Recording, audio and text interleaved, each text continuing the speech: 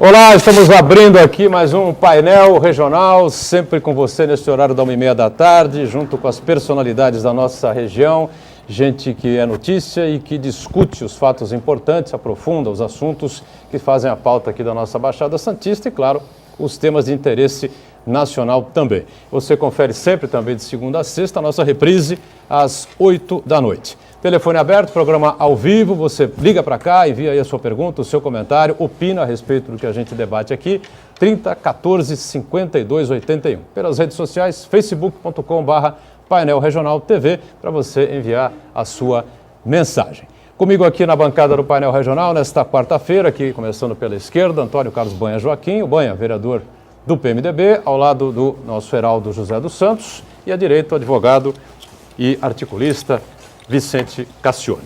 Manchetes dos jornais que são parceiros aqui do painel regional. O DL, Diário do Litoral, circula aqui pela cidade, pela região. Está aí a capa manchete.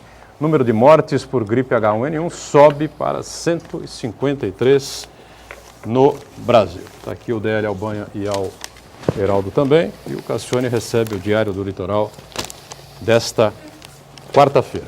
Gazeta de São Paulo circula pela região, circula por todo o estado. Manchete exatamente a mesma, né? Está aqui na capa do Gazeta.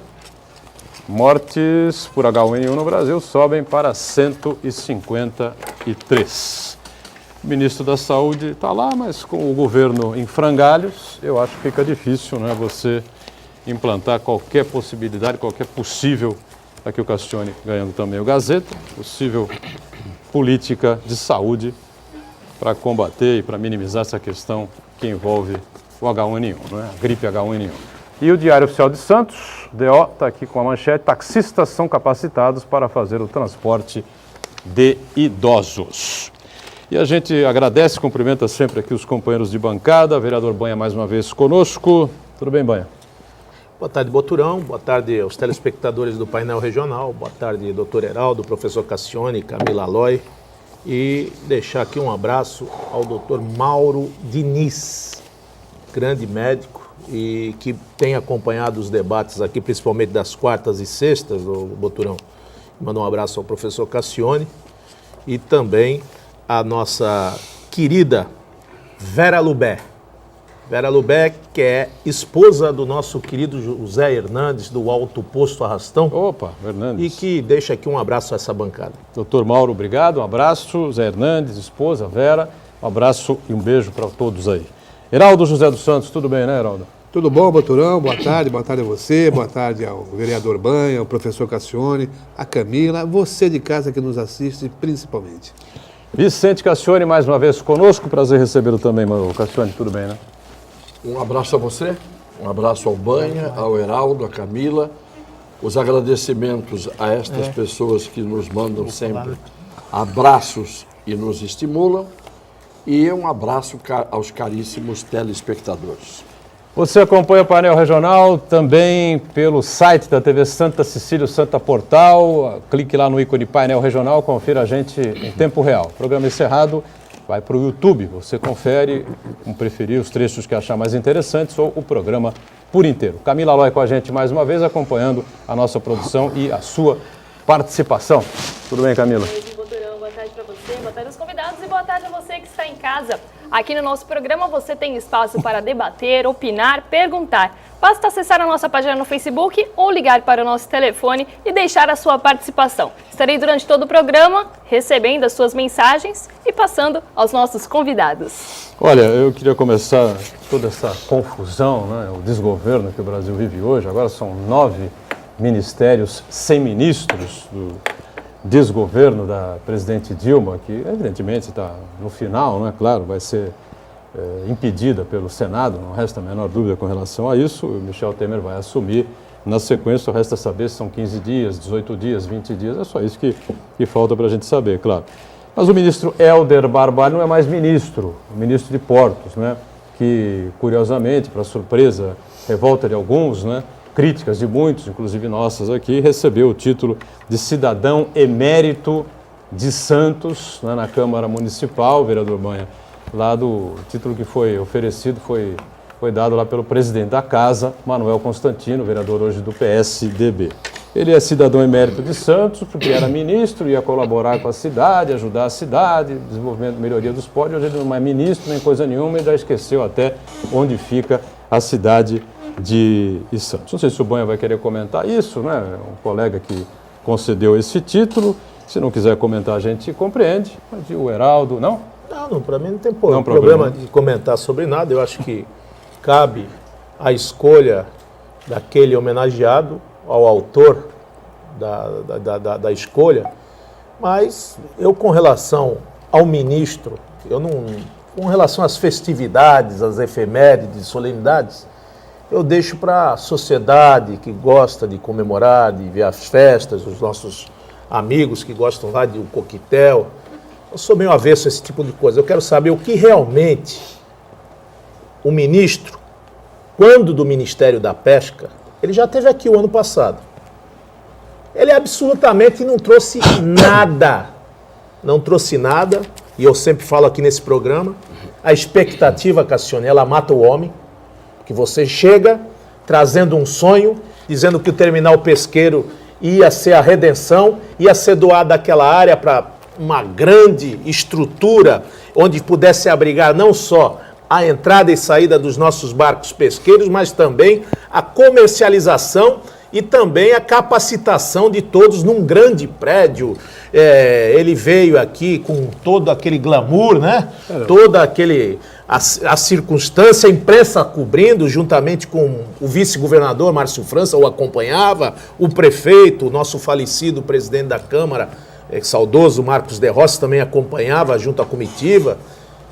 E diz que a Rua do Peixe, meu amigo Cassione, que está lá há 20 e poucos anos sendo discutido para onde vai sair a Rua do Peixe. A Rua do Peixe ninguém sabe para onde vai ainda, porque era para ser para o TPS e não foi.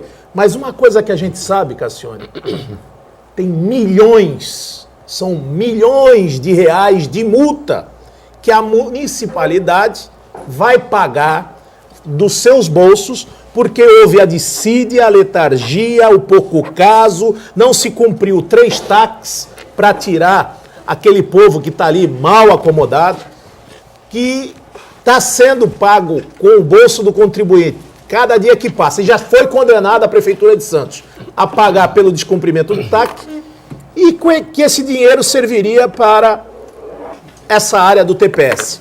Nada disso foi feito, houve muita especulação, houve muito furo e promessa política que não foi cumprida, mas houve aí o embuste, o engano à sociedade. E como ministro dos portos, a gente tem visto aí o Porto de Santos patinando na dragagem, nos equipamentos, nos seus gargalos, no seu empobrecimento estrutural. E o que eu vi na demonstração em São Paulo, pelo próprio ministro, esse que está saindo aí, filho do Jader Barbalho, mostra uma avalanche de recursos, Cassione, mas uma avalanche que eu nunca vi. Eu acho que não sei nem mensurar o tamanho de dinheiro que vai para a Cava Norte, lá em Belém do Pará. Milhares, ou melhor, bilhões de reais serão investidos no Porto de Belém do Pará. E para Santos, ele deixou míseros 308 milhões para ser investido em ferrovias. Foi isso que eu vi. Esse homem não deveria ganhar prêmio. Esses 308 ele deveria milhões ser preso, não cofre, prêmio. Vão para o preso. cofre da Codesp, esses 300 milhões? Não, não é a Codesp. Não é a Codesp que vai É receber? investimento para a empresa Rumo, para a empresa que cuida hoje do serviço das ferrovias. Do ferrovias. Ministério para a empresa. É esse o caminho? Do governo federal, são aquele Tesouro, tesouro, então, vem do Tesouro. são 198 bilhões distribuídos até 2040. Foi isso que foi anunciado no Transamérica, no hotel, onde todos os empresários da área portuária estavam lá, esperançosos que o Porto de Santos ia ter um grande investimento, fazer o que precisa ser feito no Porto. E quando se deu a notícia que 308 milhões serão capitaneados pela Rumo para investimento em ferrovia. O resto está sempre... Para onde vai a demanda de dinheiro sempre? Para o norte, para o nordeste, para o Rio Grande do Norte, do Rio de Janeiro para cima. Como sempre foi dinheiro para a Sudene, como foi dinheiro para a Sudelpa, como foi dinheiro para fazer o monitoramento da Amazônia. Só que não se faz nada, se gasta o dinheiro e a gente fica aqui ainda dando prêmio para estas almas moribundas e mal cheirosas que ficam 2, 3 meses no cargo e depois ficam aguardando um novo governo, como sempre, Cassione, nos bastidores da política, aguardando um empreguinho público, um olerite, porque não teve competência nem capacidade para ganhar uma eleição.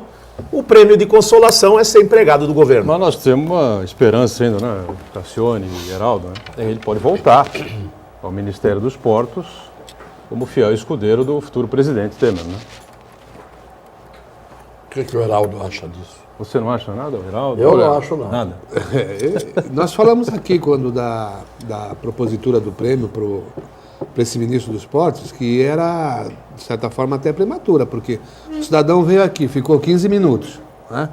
E da segunda vez veio para assinar um termo, não assinou, porque faltavam documentos, essa coisa toda.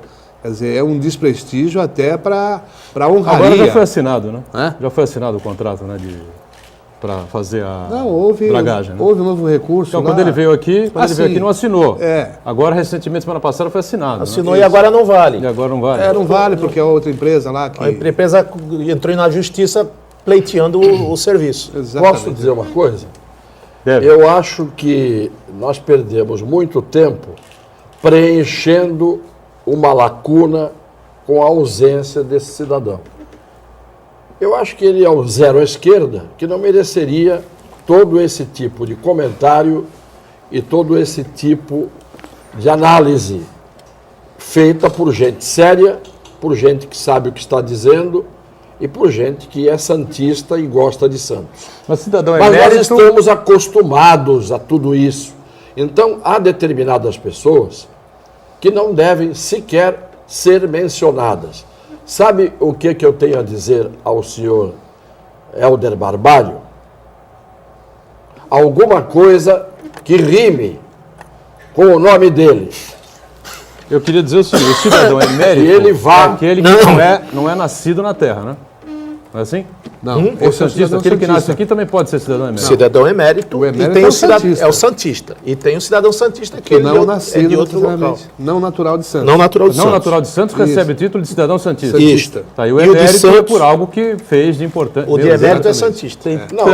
tanto cara, tanta gente que merece esse título aqui em diversas áreas, na medicina, no direito, na engenharia, enfim, né? E foram dar para um cara que era ministro, deixou de ser ministro, não lembra nem mais onde é a cidade. Esta Olha, cidade dá título de cidadão emérito para qualquer borra-botas. A prova disso é que eu recebi o título não, de você cidadão merece. emérito. Você merece. Entendeu? Não, mas Aí o senhor perturbou a coisa. Aí também não. Eu não acredito que o senhor não tenha amor por Santos. Agora, esse ministro Eu que tenho recebeu... amor por Santos. Esse ministro que recebeu... Precisa ele saber por quem deve ter Santos jogado lá tem no amor. canto. Precisa saber por quem Santos tem amor. Nós temos amor por Santos. Eu quero saber por quem Santos tem amor. Porque Santos já mostrou amor. E se não é amor, fingiu amor por tantos vagabundos, corruptos, estelionatários, desqualificados que passaram ao longo da nossa história. O que eu quero saber é por quem Santos, tirando evidentemente as exceções que sempre merecem o nosso respeito. Eu quero, se vocês me permitirem, dizer que esse jornal que você me passou às mãos hoje, no começo do programa, Gazeta de São Paulo, tem uma frase aqui da presidente Dilma Rousseff dizendo o seguinte: país tem um veio golpista adormecido, desde Getúlio Vargas. Foi na entrevista coletiva à imprensa internacional ontem. Ela disse que nós temos um veio adormecido, de golpismo, desde Getúlio. Ela está enganada. Muito antes, né? O veio adormecido, se você pegar a história do Brasil, não há quem não tenha golpeado alguém. Só que muitos mereciam ser golpeados e não foram.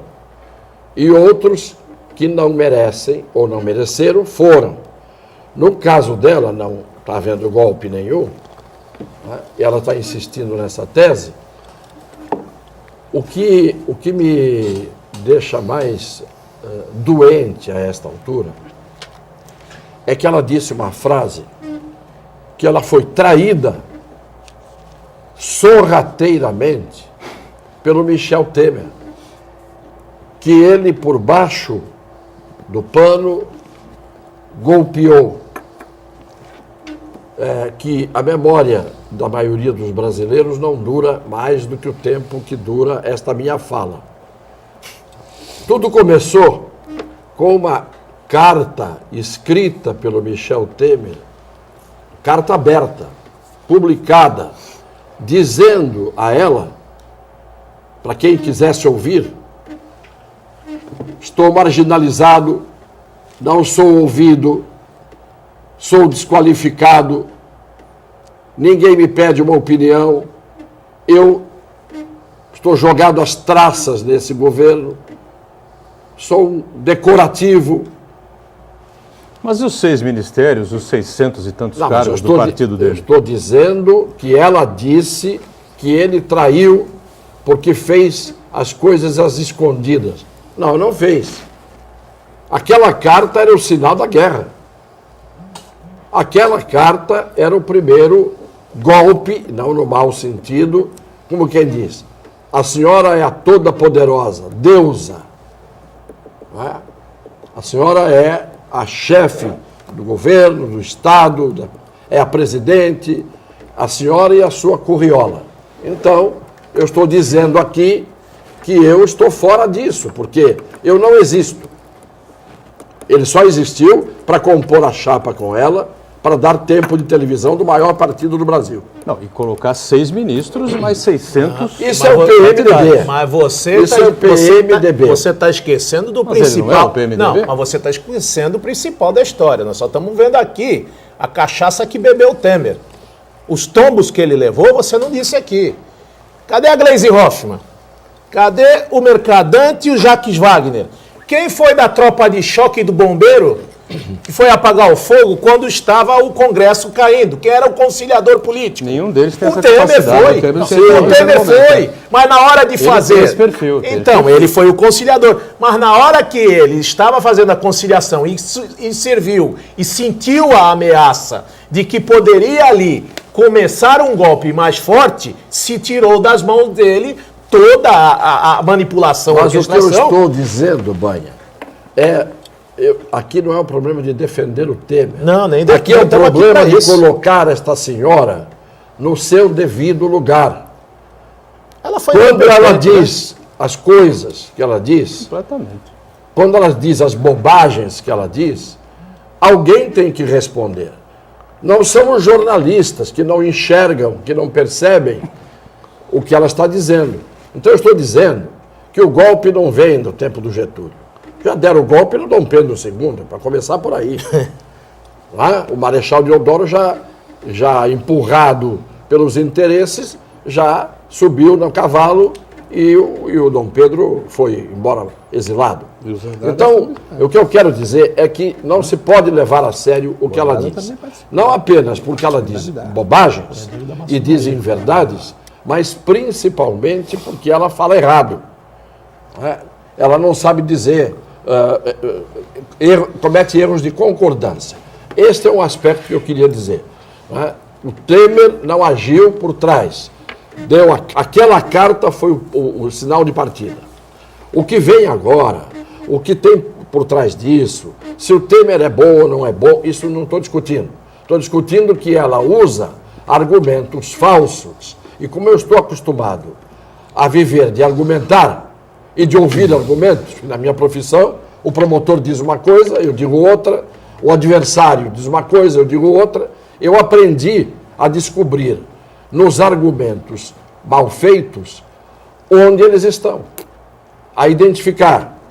Com relação a votação de domingo, todo mundo se espantou com aquela manifestação chamadas por muitos de circense, por outros de palhaçada, por outros como coisa nunca vista.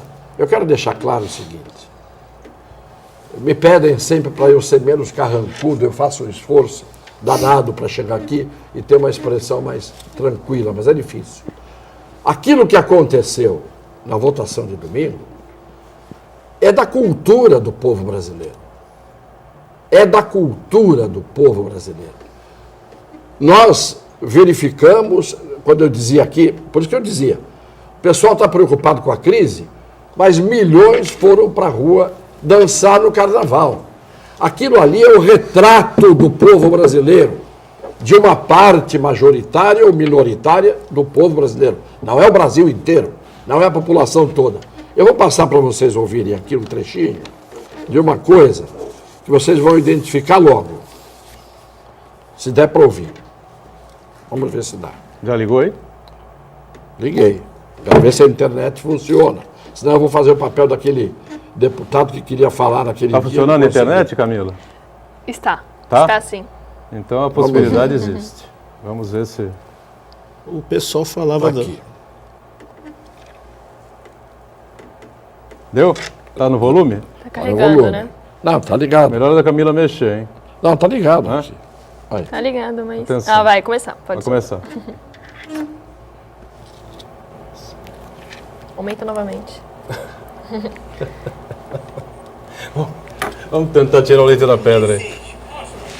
Tá muito baixo, né? Aqui, ó. É o plenário isso? Não dá pra gente fazer as coisas quando a gente quer. É quando o celular e a internet querem. Entendeu? Não somos nós que dominamos isso, eles é que nos dominam. E o Cassione estava colocando com uma propriedade muito grande essa questão da votação. Ó,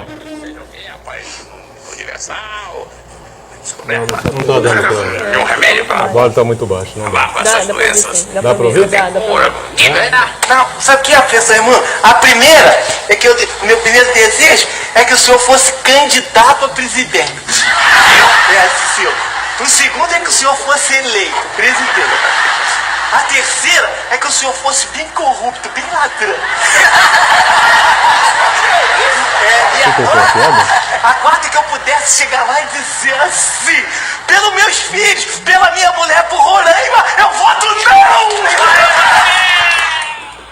isso daqui é a escolinha do professor Raimundo.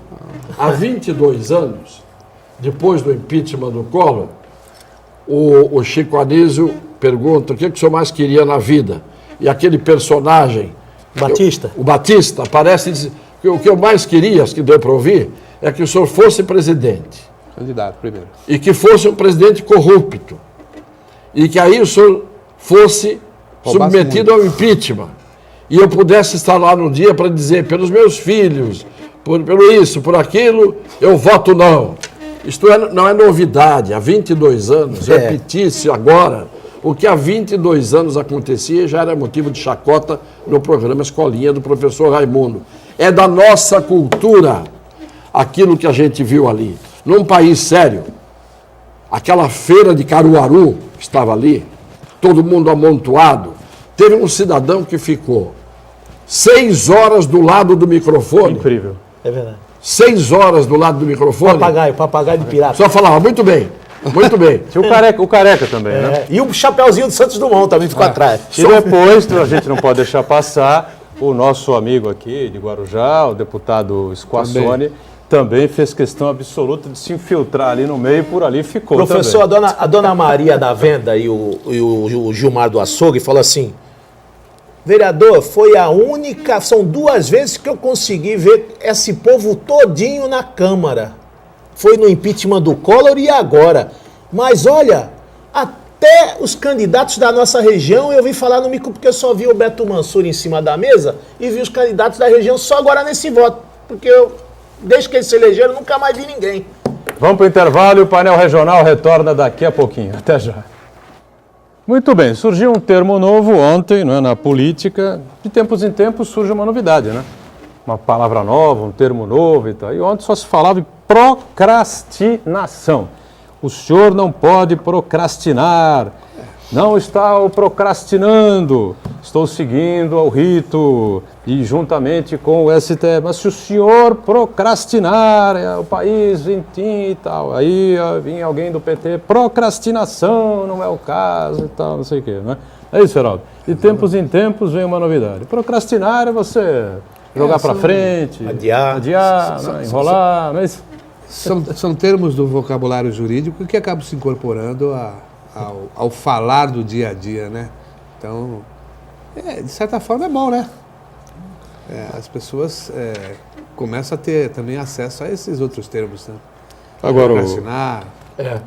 Por isso que eu venho aqui nessa bancada ouvir o Cassione, que volta e meia ele vem com Cassione, alguma novidade pra gente. Cassione, Esse é uma lenda viva aqui na nossa região. Por enquanto. Não, é a lenda viva que vem Não, trazendo. de cidadão, A gente vem sorver Não o fala em conteúdo da inteligência, da sua palavra, do conhecimento, e vem sorver um pouco dessa inteligência. E tentar passar para as outras gerações. Raro, porque é raro mesmo. Mas é raro. As pessoas comentam com a gente na rua, conhecimento geral, isso não há dúvida nenhuma. É de coração, sabe Você disso. falou... Principalmente quando envereda pelos termos, pelas questões históricas. Aí sim. Quando ele Histórica, geográfica, inspirado na geografia, e saúde, na história, saúde na também. filosofia, aí é um... Aí... O senhor fechou o bloco Até anterior grave. falando exatamente sobre as falas dos deputados na hora do voto, aquela coisa toda, né? Mas acho que a mais polêmica de todas foi exatamente a do Jair Bolsonaro, né? Este repugnante deputado federal do PSC do Rio de Janeiro. Pelo menos para mim, né? Não. Acha que ele é bom, Não, aquela... fique com ele. Eu não entendi. Deixa eu só passar aqui, o depois... Conselho Federal da OAB... O Conselho Federal da OAB está sim. repudiando a fala do Bolsonaro, o mundo. né? E dizendo que é um claro desrespeito aos direitos humanos e ao Estado Democrático de Direito. A OAB do Rio de Janeiro pretende ir ao STF, acho que até já foi, e, se necessário, à Corte Interamericana dos Direitos Humanos para pedir a cassação do deputado federal Jair Bolsonaro, que homenageou a memória do torturador, chefe do DOI-CODE durante o regime militar, Carlos Brilhante Ustra, não é? Foi morto em 2015. E sobre essa figura aí, tem uma matéria publicada hoje sobre uma senhora que atuou vivamente, não é, contra o regime militar, e ela diz o seguinte: foi espancada por esse cidadão, levou um safanão, chamou os outros torturadores para a atacarem no DOI-CODE em São Paulo, não é?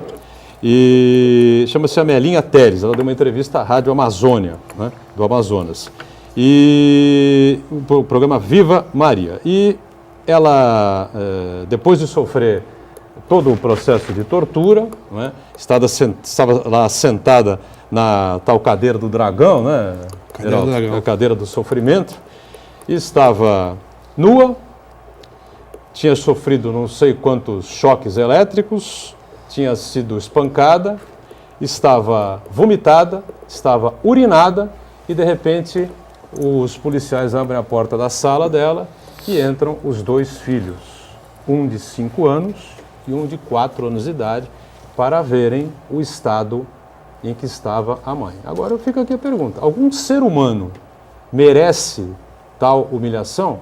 Isso foi promovido pelo seu Carlos Brilhante Ustra durante o período negro, né, da história do Brasil, um dos períodos negros da história do Brasil, que foi o período militar, que a gente não pode nem chamar de ditadura, né, porque ditadura é relacionada a um ditador, né? Quem foi o ditador? Os 5 milicos aí que se sucederam no poder, um mais atrapalhado que o outro, né? E fica aí esse registro. Então o senhor Jair Bolsonaro, democraticamente, não é, homenageou um cidadão que, entre outras barbaridades, cometeu essa aqui que eu acabei de citar. Olha, desculpe, mas eu preciso colocar isso aqui, até por estar cumprindo um mandato há muito tempo. Democrático. Eleito pelo povo. Eu quero ser analisado, avaliado, sabatinado, cobrado, pressionado pelo aquilo que eu estou produzindo, pelos trabalhos que estão sendo feitos, o que eu participei dentro da vida pública da cidade, o que foi feito. Eu vejo aqui uma inversão de valores e isso está acontecendo na sociedade. O Bolsonaro vem da sociedade, que quer o quê? Polêmica. O Rio de Janeiro hoje tem 2 puxadores de votos. 2 puxadores mais de voto, mas não existe no Rio. Você vê cada um na sua área, na sua praia. O Bolsonaro, com a sua ignorância, truculência, destemido, destemor, às vezes não tem respeito, muitas das vezes falta com respeito. Se houvesse decoro parlamentar, ou se aquela casa que já não tem decoro, como pode analisar o Bolsonaro? Mas, continuando, se tivesse uma casa realmente que se falasse, fosse analisado pelo seu trabalho, a gente poderia já falar assim, esse cara não tem condição nenhuma de representar a sociedade brasileira, até por se dizer desse porco, desse canalha, dos maiores pilantras da história do Brasil, esse general Ustra, que foi um torturador, foi um cara que praticamente ele banalizou a vida humana, ele praticamente ele não tratava as pessoas com a dignidade necessária, ou melhor, as pessoas nem existiam, que para ele era um número, ou era a favor do governo e quem era contra deveria morrer, esturnicar, estourar no inferno,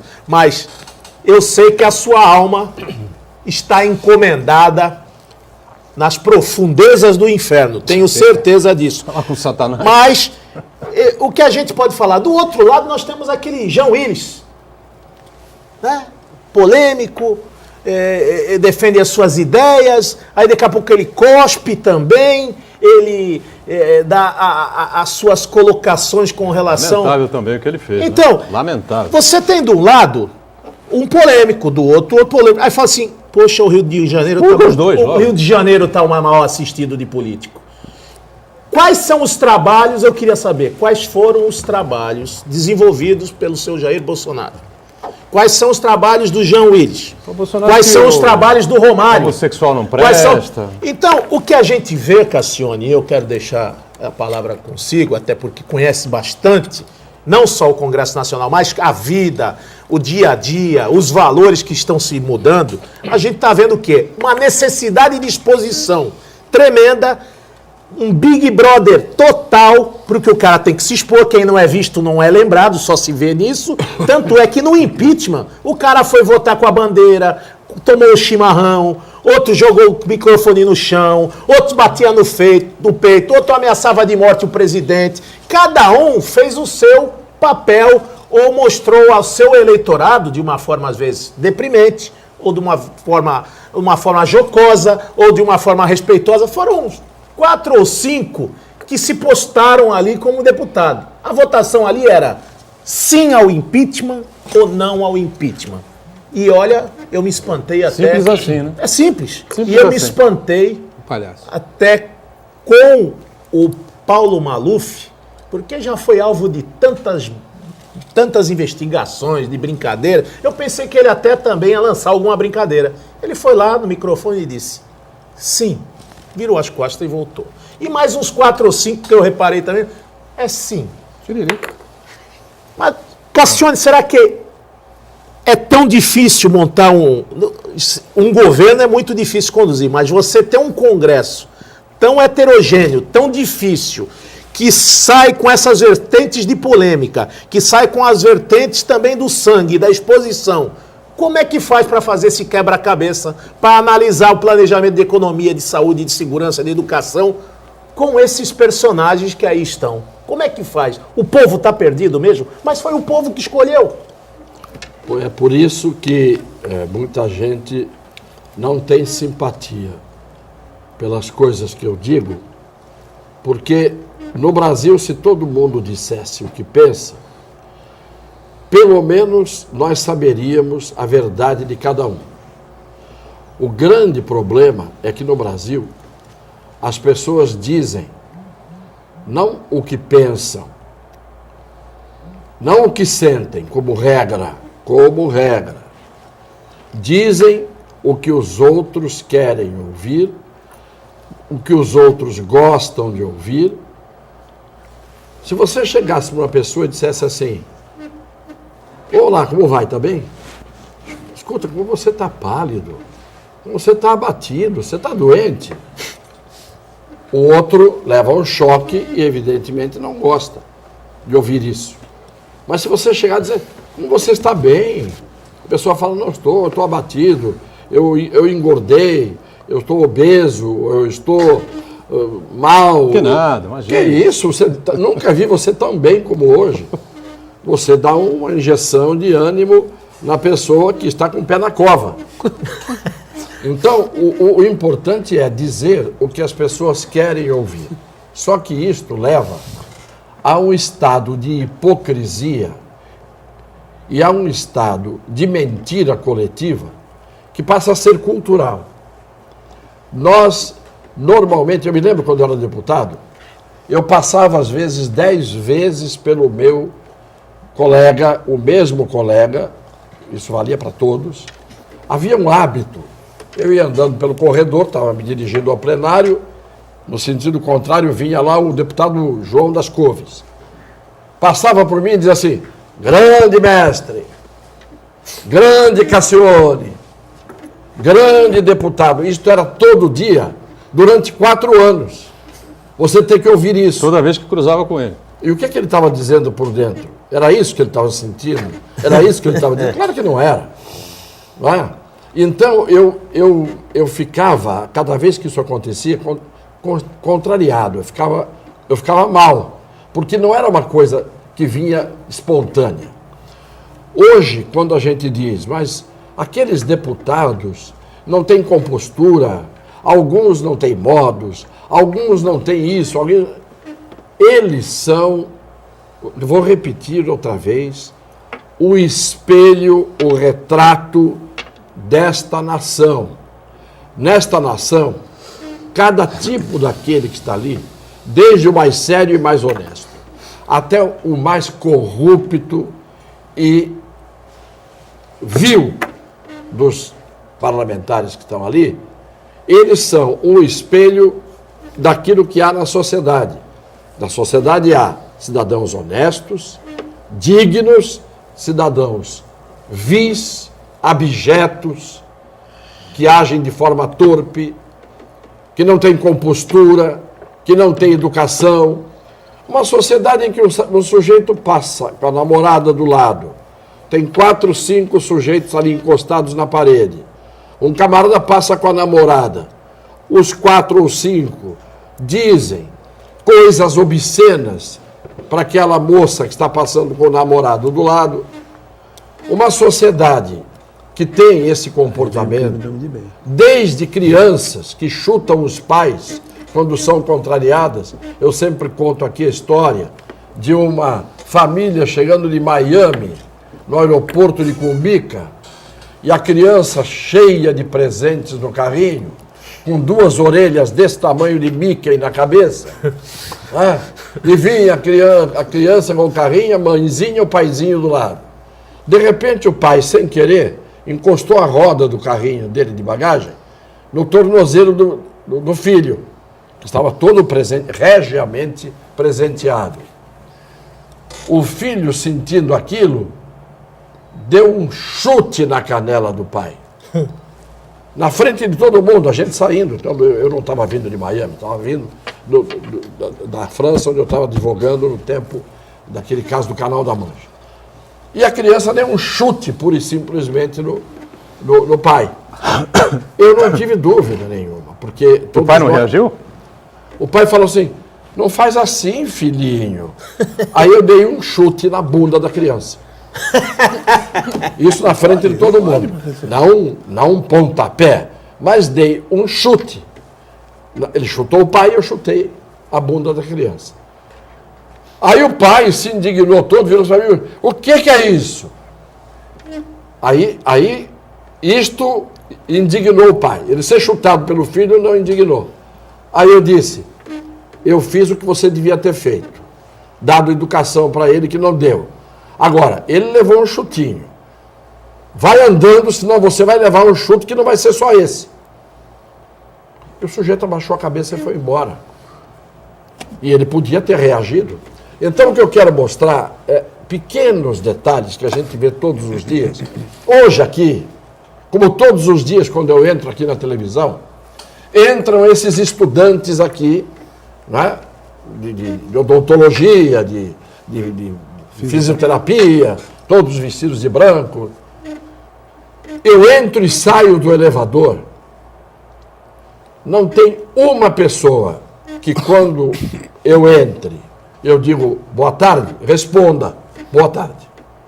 Ou se eu já estou dentro, não tem um que entre e diga boa tarde. Ou quando saia, diga até logo. Isto é da cultura. Quando não é atropelado, né? Às vezes, na pressa. Né? Quando você vai sair do elevador e a banada entra e não deixa você sair. Deixar sair primeiro, né? Não deixa você sair primeiro, eles entram. É uma deseducação. Então a brutal. deseducação é cultural no Brasil. E aí é que eu digo, para terminar, o nosso problema, o problema que a gente vive é de decadência moral. Quando você tem decadência moral, eu quero dizer que não há país no mundo composto por anjos, querubins, serafins, santos, imaculados. Não existe. Mas existem países que são um pouco mais civilizados, que são um pouco mais educados, que têm mais noção de respeitar os outros para serem respeitados. Nós temos aqui o que disseram outro dia indignados, não podiam agir como agiram, porque não foi só a republiqueta das bananas que estava assistindo à televisão. Os países estrangeiros estavam nos vendo. Mas, meu Deus do céu, a republiqueta das bananas estava sendo vista como ela é. É isso que as pessoas ficaram assustadas. Mas não tem que se assustar, ou não conhecem o Brasil, ou não conhecem. Vamos para o intervalo e o painel regional volta daqui a pouquinho. Até já. Muito bem, voltamos com o painel regional. Nós temos um vídeo, né, Camila? Uma matéria. Sim, é uma matéria da repórter Jéssica Souza. Ela entrevistou o delegado Mazagão. Vamos conferir. Muito bem. Olá, boa tarde, Boturão. Boa tarde, Camila. Eu estou no DINTER, na Delegacia de Investigações, e eu vou conversar agora com o delegado Renato, que fez uma investigação especial sobre o caso do tio Pedrinho, o dentista assassinado aqui em Santos, na Ponta da Praia. Olá, delegado, boa tarde. Explica para mim um pouquinho como foram as investigações. Não, conseguimos imagens dele desde a hora que ele chegou em Santos até a hora de ir embora. E depois os documentos do cartão de crédito, onde foi usado, e foi cercando em São Paulo. Aí a equipe investigando em São Paulo, com a foto dele, descobriu que ele frequentava a área da Praça da Sé, ficaram ali até a hora que prenderam ele. Ele já era procurado pela polícia? Depois nós descobrimos que ele era procurado. E cometeu crime em outros estados também. E ele tinha algum esquema especial para abordar as vítimas? Depois que vocês descobriram que ele... Depois que vocês conseguiram prender, ele já tinha algum esquema para conseguir fazer as vítimas? Ele fazia amizade, aí bebendo ou comendo, ele colocava remédio na comida das vítimas e roubava. Foi um esquema todo especial preparado pela Polícia Civil. Foi. Obrigada pelas informações, delegado. Esse foi um caso profundamente lamentável, não é? Do assassinato do dentista Pedro, 53 anos. Diga-se de passagem, quando a gente tem que criticar, a gente critica. Quando está faltando alguma coisa, a gente cobra, principalmente políticas públicas, mas o doutor Renato Mazagão, que hoje está à frente da Delegacia de Sequestro, do DES, fez o seu brilhante papel como polícia investigativa, polícia judiciária, deslindou, desvendou, desbaratou. Pensei que era só um, professor Cassione, mas tinha mais pessoas envolvidas no crime aí do tio Pedrinho, e todas elas foram já qualificadas, todas elas já foram presas, que esse é o papel da polícia, agora cabe à justiça julgá-la. Gostaríamos que a polícia tivesse um efetivo maior, porque não é a mão de obra qualificada. Nós temos, sim, policiais civis qualificados, policiais militares qualificados. Agora, não dá para escutar o seu Alexandre de Moraes dizer que não está faltando efetivo, dizer que as condições que trabalham os policiais são hóspedas, são habitáveis, são coisas de primeiro mundo. Pá, não é por aí, é menos. É a força da inteligência do trabalho desses homens que tem, pelo menos, dado a resposta à sociedade. Se não é aquela resposta 100% ativa, mas o papel da Polícia Civil é esse, e a gente tem que cumprimentar o doutor Mazagão e toda a sua equipe. Alexandre de Moraes cotado aí para a AGU no governo Temer, hein? E enquanto secretário, ele acaba de revogar uma resolução da própria Secretaria da Segurança Pública que definia os limites mínimos de contingente das polícias civil e militar. Quer dizer, quando é para aplicar e promover um reaparelhamento da polícia, que não faz, eles vão lá e mudam a regra. Muito bem. Camila Loi, participações com a gente aqui no painel regional, Camila? Sim, temos a participação da Maria Aparecida. Ela pergunta ao doutor Cassione: se o Eduardo Cunha fosse do PT, ele seria um ladrão ou seria um herói? Na visão do PT, é possível que ele fosse um herói, porque alguns ladrões do PT já estão sendo transformados em heróis. Então, eu não estou dizendo as coisas levianamente. Não é? O PT produziu muitos ladrões, alguns ainda estão na cadeia, outros não estão, e para alguns petistas radicais, eles são todos injustiçados. Como a própria Dilma diz que está muito triste porque está sendo injustiçada. Agora é preciso que se diga, não há partido político no Brasil em que não haja ladrões. E não há partido político no Brasil em que não haja gente de bem. Isso a gente sempre tem que repetir. Eu fico indignado quando as pessoas dizem os políticos são ladrões. Não, não são os políticos. Há políticos ladrões, como há médicos ladrões, advogados ladrões, bancários ladrões, dentistas ladrões, comerciários ladrões, autônomos ladrões. Tudo na vida onde tem ser humano, você tem a gangorra. Em alguns lugares tem mais ladrão, menos ladrão. Em outros lugares, ao contrário, tem menos ladrão e mais ladrão. O PT, hoje, está colhendo o que plantou. Falam, evidentemente, com justa razão, que jamais o Bolsonaro poderia ter dito aquilo, absolutamente gratuito, absolutamente desqualificado. Ele foi, naquele momento, quando citou um torturador. Do mesmo jeito que tem gente que está indignada com alguns que, na hora de votar, levaram para dentro do plenário o Marighella. Porque para o PT ou para a esquerda, Marighella, Lamarca, etc., são heróis. E para esses, como Bolsonaro e outros de direita radical, os ultras foram heróis. A história sempre mostra que, enquanto estava lá o Stalin como estátua, né, venerada, ele era herói. Até que um dia derrubaram a estátua e apagaram oficialmente a memória do Joseph Stalin na União Soviética e na Rússia por todos os males que ele fez. Então depende de quem ganha. Quem ganha fica lá no patamar da estátua. O adversário ganha, derruba, como Saddam Hussein. Ele não era o todo-poderoso. Estava lá numa cova, enfiado lá, e derrubaram a estátua dele. A mesma coisa aconteceu com o Gaddafi. Né? Só que depois que o Gaddafi saiu da Líbia, acabou a Líbia. Então, a história é uma coisa que eu só acredito numa história. As que a minha mãe contava. Deixa eu só pegar um gancho aqui, já que Quando foi falado do PT e do Lula. O STF julga hoje, né? Se o ex-presidente pode ser ministro da Casa Civil ou não. Pergunto, adianta alguma coisa isso? Adianta. Você acha? Ele vai tentar cabalar votos aí e fazer o que ele mais fez na vida toda, que é o quê?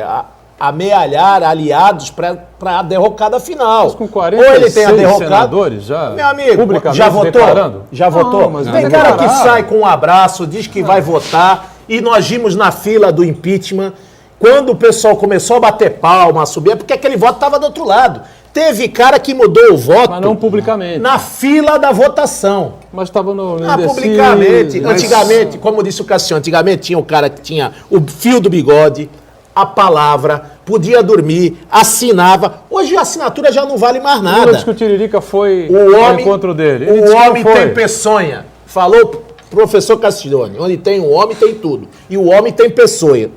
E quanto mais se mente nesse país, professor, parece que há um prêmio para esse mentiroso. Se chegou ao ponto do cara mentir tanto que ele acredita na própria mentira. Isso é uma doença, professor? Mas a onda...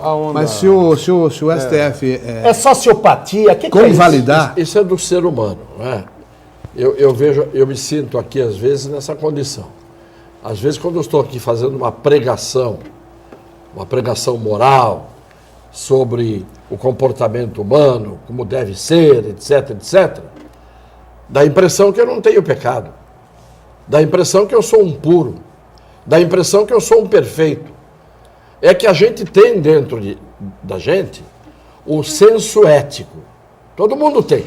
Todo mundo sabe o que é errado e o que não é errado.